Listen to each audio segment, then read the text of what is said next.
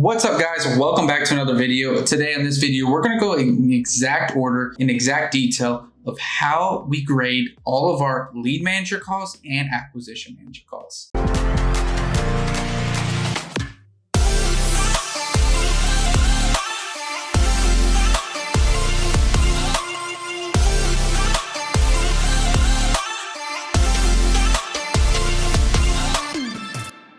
All right, guys, so getting into it now. So how do we grade our script? So you guys all seen our script.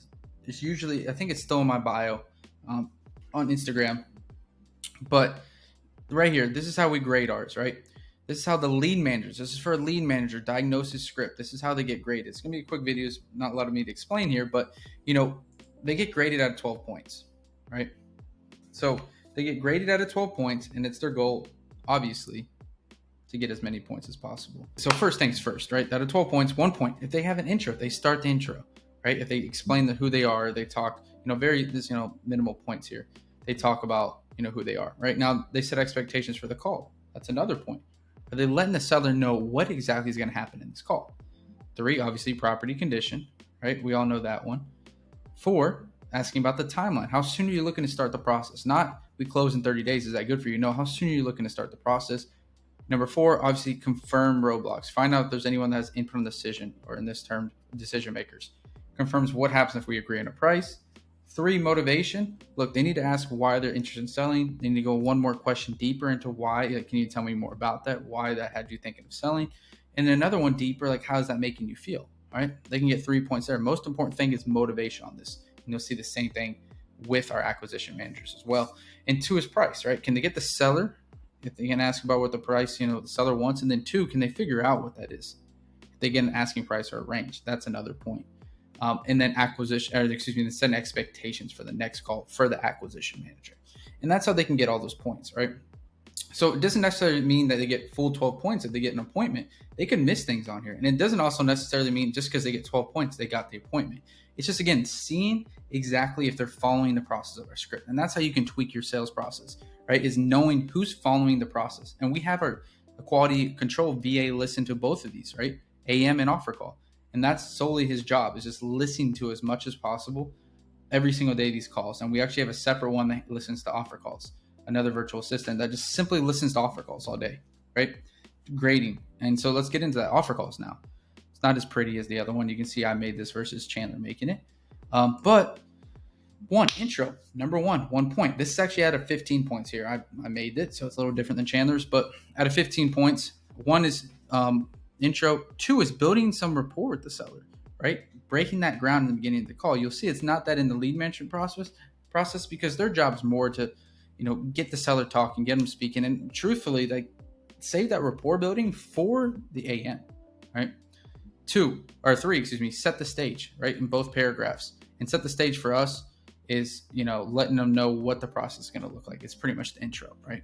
So again, now we're up to 4 points. Another 2 points is addressing roadblocks. Like, who here has input on the decision? Yeah, you got it from the lead manager. Reinstate who has input on the decision.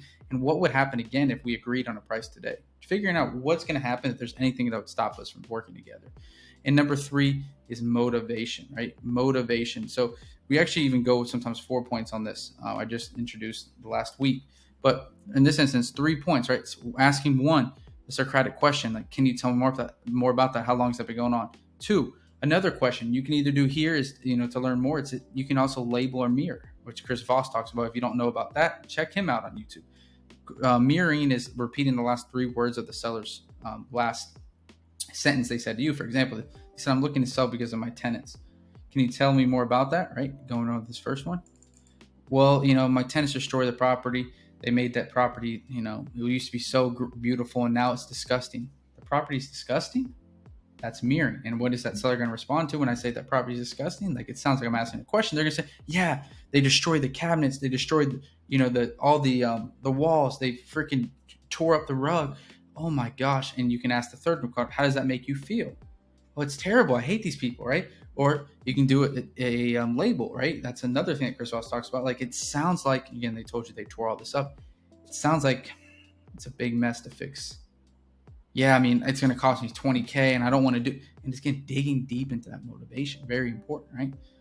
The next point is actually setting the offer up, talking about, hey, if we agree on price, we're going to close in this timeline. Is that okay with you? Okay. And are you able to give me a yes or no? That's setting the offer up, right? And letting them know, hey, this is what your property qualified for. Now, the second point is just getting the price. I literally just telling the seller what the price is. Pretty self-explanatory. And enforced negotiation, right? First, getting in there and negotiating, right? You already presented the offer, but now it's supposed to be present the offer off the negotiation. Like, what's that first negotiation? And really, it's the amount of rebuttals after there, right? So you have the first rebuttal, always going to be probably a no. And then how do you handle that, as well as the next amount of handling these next 3 rebuttals, right? So we want to try to do 3 rebuttals, or if we get a contract, we get a contract, right? This one's different than the lead management. They get a contract. The call is, we don't look at it for negotiations. We give them the 4 points, right? Any accepted offer is 4 points, but we still grade these other things, right?